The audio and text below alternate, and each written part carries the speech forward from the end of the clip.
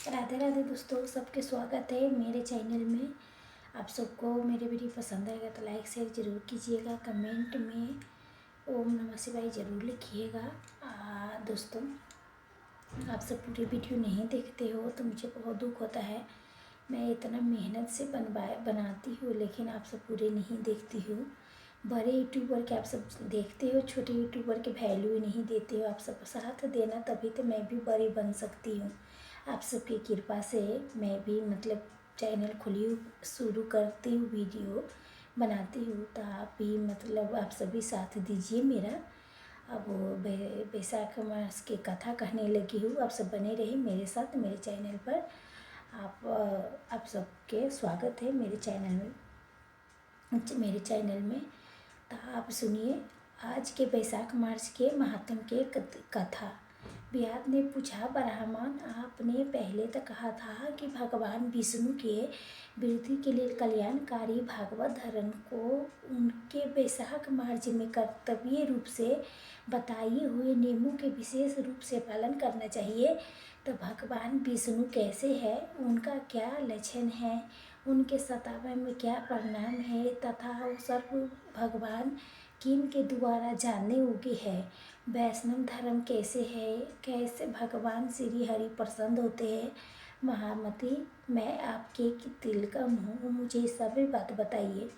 व्याध की इस प्रकार पूछने पर सब शंख ने रोग शोक से रहित संपूर्ण जगत के स्वामी भगवान नारायण के प्रणाम करके कहा, व्याध, मैं भगवान विष्णु के स्वरूप कैसा है ये सुनो।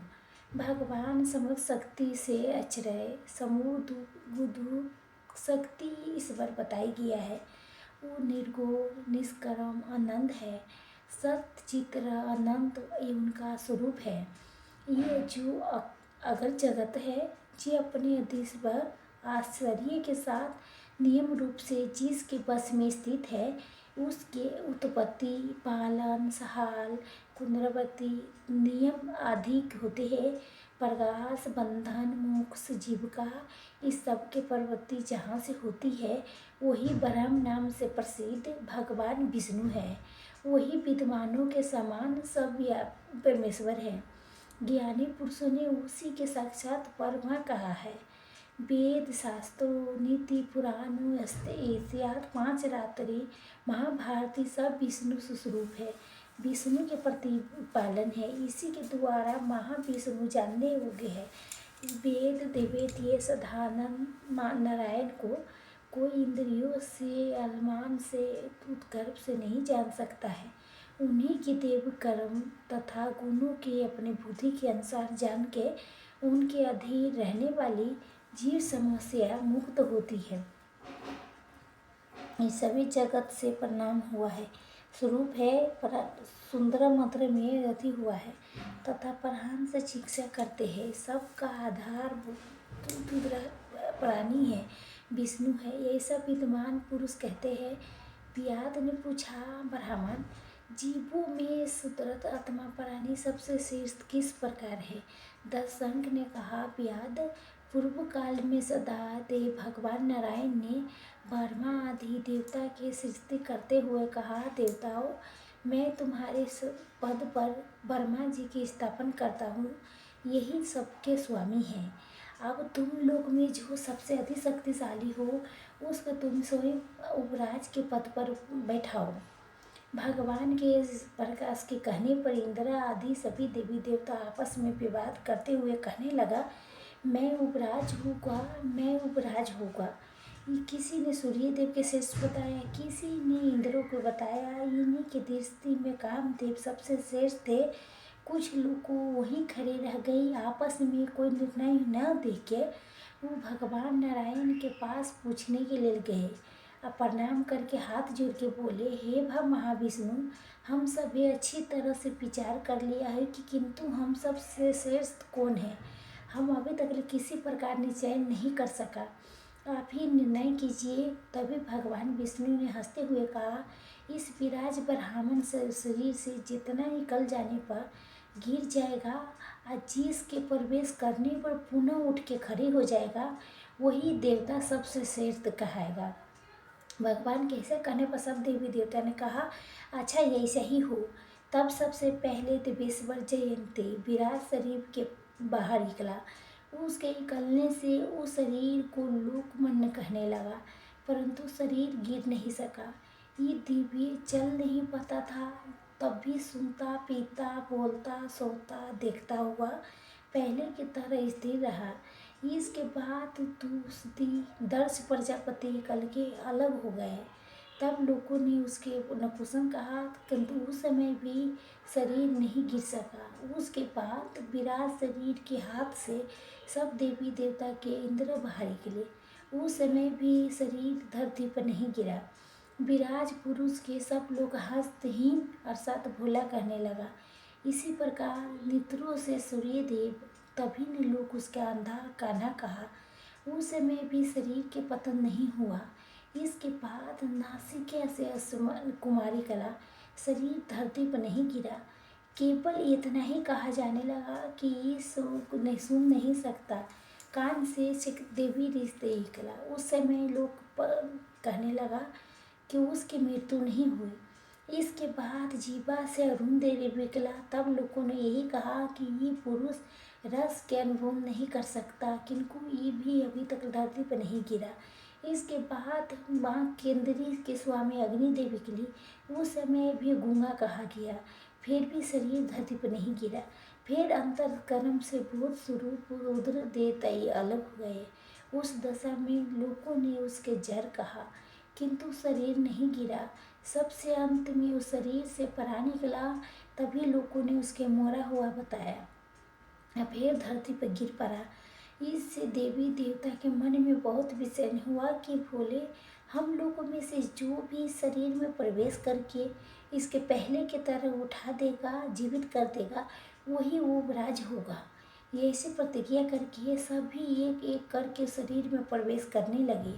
लेकिन जयंती ने पैर में प्रवेश किया, किंतु नहीं उठा।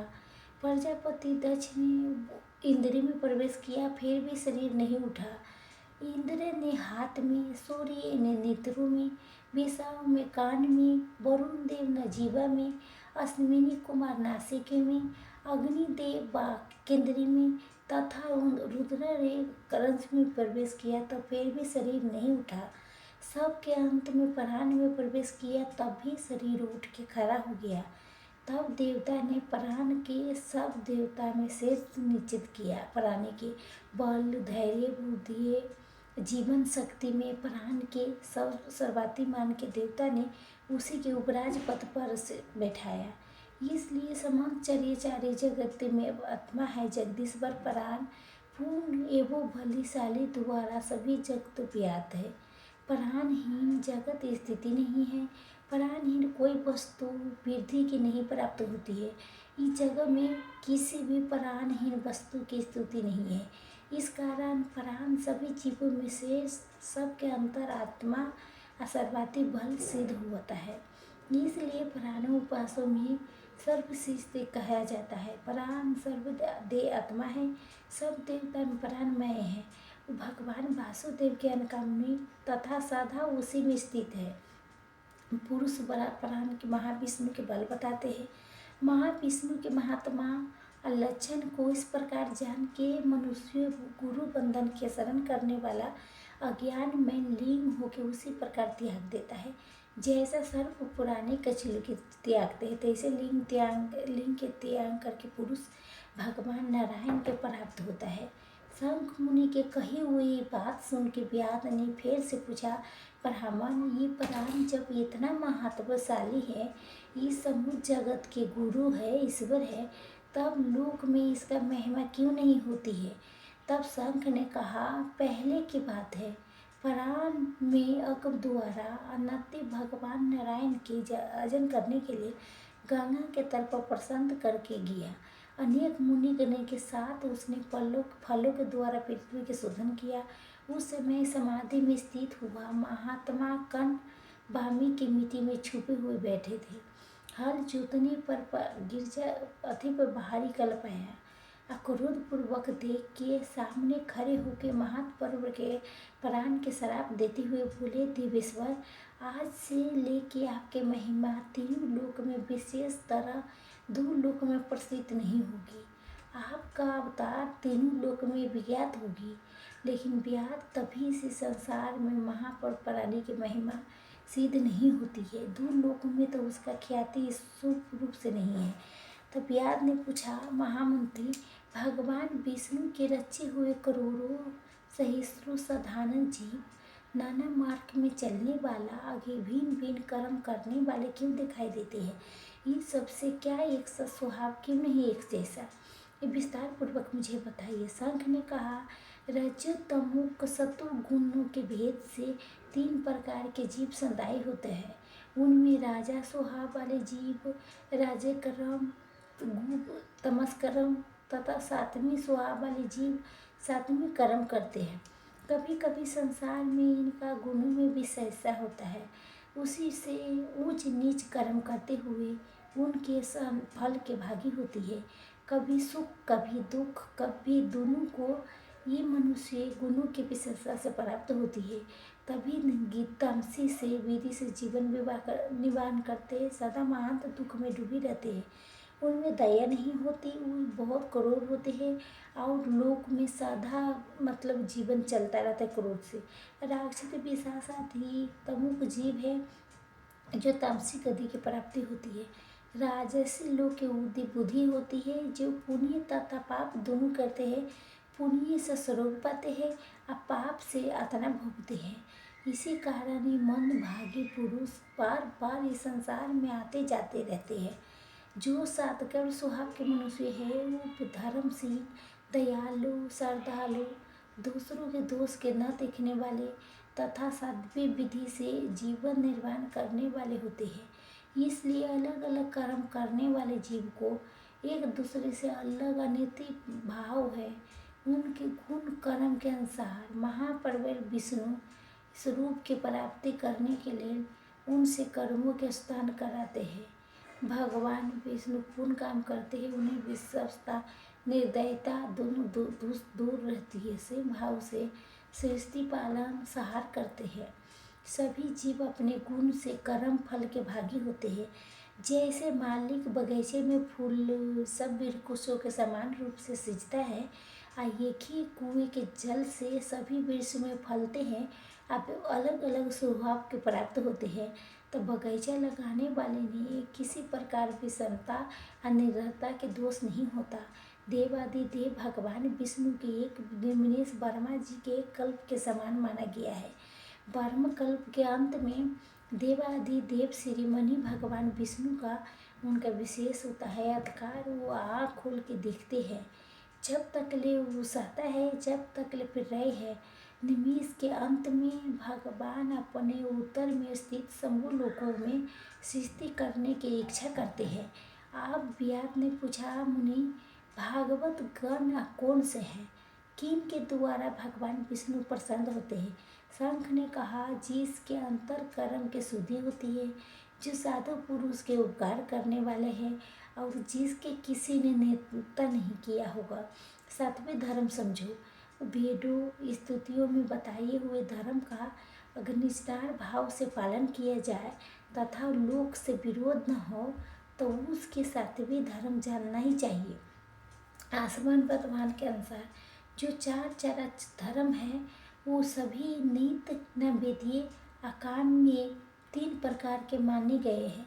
वो सभी अपने अपने वन अपने अपने आश्रम धर्म भगवान विष्णु के समर्पित कर देते हैं, तभी उन्हें सातवें धर्म में जाननी चाहिए। उस सातवें धर्म में मंगल भय भागवत धर्म है। अन्य देवता देवी के विधि वृद्धि के लिए सब काम भाव से किए जाने वाले धर्म राजस माना गया है। अक्षय राक्षत विश्वास आदि के उपदेश से किए जाने वाले लोक निष्ठा हिंसात्मा नित्य कर्मों को तामस धर्म कहा गया है। जो सतगुणों में स्थित होकर भगवान विष्णु के प्रसन्न करने वाले शुभ कारक सात्विक धर्म का सदा निमास भाव से उच्चारण करते हैं, वो भागवत विष्णु भक्त मानी गई है। जिनका मन सदा भगवान विष्णु में लगा रहता है, उसके मन जिसका जीवा पर भगवान के नाम है और जिनके हृदय में भगवान के चरण विराजमान है, वो भागवत कही गई है। भगवान विष्णु ने क्षीर सागर में सबके हित की कामना से भगवती लक्ष्मी के दही से काली के मक्खन से सब शास्त्रों के साधु वैशाख धर्म के उद्देश्य किया है।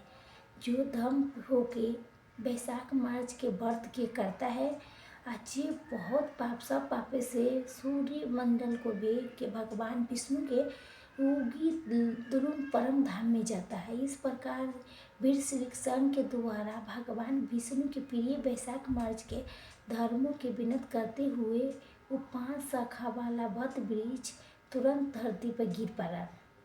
उसके खोखले ने एक विकार अजरय रहता था। वो भी पाप होने में शरीर के त्याग के उसी समय दिव्य स्वरूप होके मस्तक झुकाए संघ के सामने हाथ जोड़ के खड़ा हो गया। सूत देव कहते हैं, इसके बाद व्यास सहित संघ मुनि ने विचलित होकर कहा, तुम कौन हो? तुम इसकी दशा कैसे प्राप्त हुआ है? तब सर्प ने कहा कि पूर्व जन्म में मैं प्यार का एक ब्राह्मण था। मेरे पिता के नाम शीर्षि मुनि था। मेरा नाम रोचन था। मैं धनाढ्य आदि अनेक पुत्रों के पिता सदैव अभिमान से दूषित था। बैठे बैठे बहुत बकवास किया करता था। बैठना, सोना, नींद लेना, जुआ खेलना, लोगों की बातें करना, लोगों के सूद लेना, यही मेरा व्यापार थे। मैं लोक निंदा से डर के हाथ के शुक्ल कर्म करता था, सो भी दम के साथ। कर्मी में मेरे श्रद्धा नहीं थी। इस प्रकार मुझे दुष्ट दुर्बुद्धि के कारण कितने वर्ष बीत गए। इसके बाद किसी वैशाख मास में जय नाम के प्रयास क्षेत्र में निवास करने वाले पुण्य आत्मा बिजोर के वैशाख मास के धर्म सुनाने लगी। इस स्त्री पुरुष पुत्र सै वैष्णी सुखे सैत्र सोता का स्नान करके अनासी भगवान विष्णु के पूजा के बाद प्रत्येक दिन जयंती के कही हुई कथा सुनते थे। वो सभी पवित्र मौन होके उस भगवत कथा में रहते थे। तभी भगवत कथा कहते कहते न उनके आदत बन गई थी। कथा रोज सुनती थी। वैशाख मास में ये बात नहीं सुनती थी। रोज कथा उसका परम अति हो गए थे। एक दिन मैं भी 41 वर्ष में देखने की इच्छा से सोता के मंदिर में जा पहुंचा। मेरे मस्तक पर पगड़ी बनी थी, इसीलिए मैं नमस्कार तक नहीं किया। असंसारी वार्तालाप में अनुत होके कथा में विघ्न डालने लगा। तभी मैं कपड़े फैलाता, कभी किसी की निंदा करता, कभी जोर से हंस पड़ता था। जब तक ले कथा समाप्त हुई, जब तक ले मैंने किसी प्रकार समय बिताया। इसके बाद दूसरे दिन मैं शनिवार पाद से मेरी मृत्यु हो गई। मैं तपाई हुई शीश के जल से भरे हुए हलार के नरक में डाल दिया गया। 14 मंडली के आतना भोगता रहा। उसके बाद 84 लाख योनियों में एक एक करके जन्म लेके मरता हुआ मैं इस समय गुरु तप के सर्प होके इस वृक्ष के खोखले में निवास करता था। मुनि, सौभाग्य वर्ष आपके मुंह से निकले हुए अमृतमय की कथा के मैंने अपने दोनों नेत्रों से सुना, जिस तत्काल मेरे सारे पापे नष्ट हो गए। मुनि शीर्ष, मैंने नहीं जानता था आप किस जन्म के मेरे बंधु हैं। मैं कभी किसी के उपकार नहीं किया था कि मैं इस पर आपकी कृपा प्राप्त हो। जिसका मन समान है, जो सब प्राणियों में दया करने वाले हैं, साधु पुरुष है, उसमें उपकार करने के प्रवृत्ति होती है। उनके कभी किसी के प्रति बुद्धि गलत नहीं होती है। आज आपने मुझ पर कृपा कीजिए कि जिससे मेरे बुद्धि धर्म में लगे। देवादिदेव भगवान विष्णु के मुझे कभी भी निस्तीर्ण हो, साधु चरित्र वाले महापुरुष का सदा मैं संग प्राप्त हो। जो लोग मन से अंधे हो रही हो, जो उनके लिए एकमात्र दरिद्रा के उत्तम अंजन है। इस प्रकार वो नाना भांति से स्तुति करके रोचन ने बार बार संघ के प्रणाम किया। हाथ जोड़ के जो चुपचाप उसके आगे खड़ा हो गया। तब संघ कहने लगा, ब्राह्मण, तूने वैशाख मास भगवान विष्णु के महात्मा सुना है। उसी सन तुम्हारा सारे बंधन नष्ट हो गया। दृश्य, प्रयास, भय, क्रोध, दुकामना आदि सब से एक बार भगवान विष्णु के पाप हरण के उच्चारण करके बहुत भारी पापी भी रोग शोक नहीं वैकुंठ धाम में चली जाती है। जो श्रद्धा हो के क्रोध इंद्रियों के जीत के सबके प्रति दया भाव रखते हुए भगवान के कथा सुनते हैं, वो उनके लोक में जाते हैं। इस विषय में कहना ही क्या है। कितने मनुष्य भगवान के बल से मतलब भगवान की कथा बर्ताव से तत्व के अन्य सभी धर्म के त्याग करने पर भी भगवान विष्णु के परम पद के पा लेते हैं। भक्ति से देश आदि से जो भी कोई भगवान के भक्ति करता है वो भी पा लेते हैं। व्यवस्था से अतिथियों के प्रवेश में पसीना के निवारण करता है। प्रेम से बोले रहे दो भगवान की जय। आप सुनिए विष्णु चालीसा के पाठ। विष्णु विनय से बक चित लाए, कीरत कुछ वर्ण कराए, दीजिए ज्ञान बताए। नमो नमो विष्णु भगवान कराली, कष्ट सगार अकल बिहारी। कबल जगत में संख्य शक्ति तुम्हारी, तिरुवन उजियारी। सुंदर रूप मन मनोहर सुख मूरत, सरल सुहाव मोहनी मूरत। तन पर पीताम्बर अति शोभत, बैजंत की माला मन मोहत। शंखचूड़ के गदा विराजे, देखत दैत्य असुर दल पावे। सधि धर्म में लोभ न गाजे, काम करो न जल फल पावे। संत भक्तों में सजन मन भावे, तनु से असुर दुष्ट नावे। सुखोपचारन कष्ट सब भंजन, दोस्त मिटाए करत जल संकट। पाप काट से दिन उतारन, कष्ट नारस भक्तु बारन। करत अनेक रूप धारण, केवल भक्ति के कारण। धर्म धीनु तुम ही पुकारा, तुम रूप राम के धारा। भार उतारा सुर दल मारा, राम नाद के को संहारा। पाप बराही रूप बनाया, हिरण्यकश के मार्ग गिराया। धर्म से तन सिंधु बनाया, 14 रक्त को निकलाया। अबलक असुर धुंध मचाया, रूप मोहिनी आपने दिखाया। देवों के अमृत पान कराया, असुरों के छवि से बहलाया। कुमुर रूप धर्म सिधु मचाया, मंदराश्री की गिद्ध तुराया। शंकर का तुम बंद छुड़ाया, भस्मासुर को रूप दिखाया। निवेदन को तुम असुर डुबाया, गर्भ गिराना वस्तु पाया। मोहित बन को धन नचाया, उसी कर से भस्म कराया। असुर जलंधर तीन बलशाली, शंकर से उन्धल लड़ाई। हार पार शिव सकल बनाई, हे किन सखियों से छल घबराई। सुमिरन कियो तुम्हें शिवाराही, बतलाई सब विपत कहानी। तब तुमने बनी पुरुष ज्ञानी, वीरता की सब सुख तुदा बुलाई। मैं देखती तीन अनुज सतानी, वीरदायाए तुम्हें लपटानी। पुष्प धर्म क्षत्र माही, हन्य असुरो शिव सैताली। तुमने रूप पला दो बारे, कीर्ण केशव के घल मारे। गनीन का चामृत तारे, बहुत भक्त भव संगो तारे। सकल संतामन हमारे, कृपा करो हरि सिर जाने। देखूं मैं निरंतर तुम्हारे, दीप बंजु भक्तन हिरकारे। सहाता आपका सेवक दर्शन, करो दया अपने मधुसन।